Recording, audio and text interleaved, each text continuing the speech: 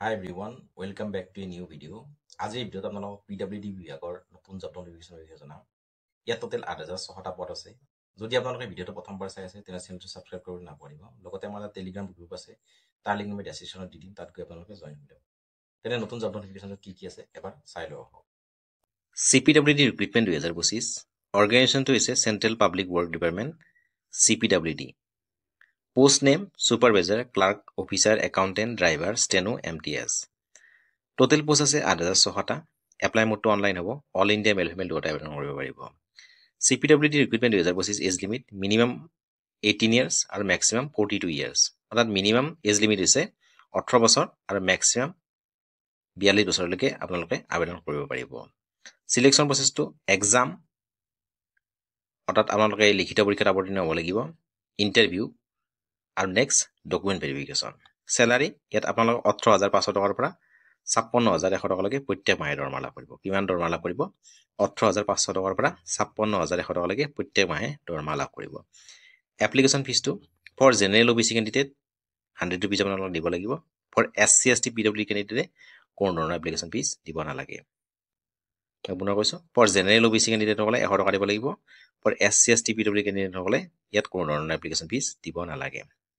Education qualification candidate should have pass 10, 12 ITI graduate degree from recognise board or university or institute. অৰ্থাৎ আপোনালোকে যদি 10মান শ্ৰেণী উত্তীৰ্ণ হৈছে, হায়াৰ ছেকেণ্ডাৰী পাছ কৰিছে, অথবা ITI ডিপ্ল'মা আছে, অথবা গ্ৰেজুৱেশ্যন কমপ্লিট কৰিছে, তেনেহ'লে আপোনালোকে ইয়াত আবেদন কৰিব পাৰিব। ইম্পৰ্টেণ্ট ডকুমেণ্ট কি কি লাগিব? ইয়াত আধাৰ কাৰ্ড লাগিব, Aadhaar card of the candidate, 10th class certificate, marksheet, registered mobile number, email ID লাগিব, পাছপৰ্ট চাইজ ফটোগ্ৰাফ লাগিব, চিগনেচাৰ লাগিব, কাষ্ট চাৰ্টিফিকেট লাগিব। কি কি লাগিব? আধাৰ কাৰ্ড লাগিব, 10 ক্লাছ চাৰ্টিফিকেট লাগিব, ৰেজিষ্টাৰ্ড মোবাইল নম্বৰ লাগিব, ইমেইল ID লাগিব, পাছপৰ্ট চাইজ ফটো লাগিব, চিগনেচাৰ। এইখিনি থাকিলে আপোনালোকে অনলাইন আবেদন কৰিব পাৰিব।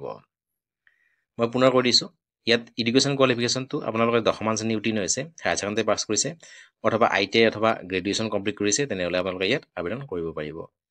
এপ্লিকেশ্যন ফিজটো ফৰ জেনেৰেল OBC কেণ্ডিডেটে 100 টকা দিব লাগিব। ফৰ SC ST PWD কেণ্ডিডেটসকলে ইয়াত কোনো ধৰণৰ এপ্লিকেশ্যন ফিজ দিব নালাগে। চেলাৰীটো আপোনালোকে 18,৫০০ টকাৰ পৰা 56,১০০ টকালৈকে প্ৰত্যেক মাহে দৰমহা লাভ কৰিব। চিলেকশ্যন প্ৰচেছ ইয়াত লিখিত পৰীক্ষা হ'ব, এক্সাম, তাৰপিছত ইণ্টাৰভিউ, নেক্সট ডকুমেণ্ট ভেৰিফিকেশ্যন। ইয়াত এজ লিমিট 18 বছৰৰ পৰা 42 বছৰলৈকে আপোনালোকে ইয়াত আবেদন কৰিব পাৰিব। ইয়াৰ পোষ্টবোৰৰ নাম মই পুনৰ কৈ দিছোঁ, supervisor, clerk, officer, accountant, driver, steno, MTS। আৰু টোটেল পোষ্ট আছে ৮,৬০০টা। যিসকলে ইয়াত আবেদন কৰিব বিচাৰে অতি সোনকালে আবেদন কৰিব পাৰে। আহিলৈ ইমানে, ধন্যবাদ।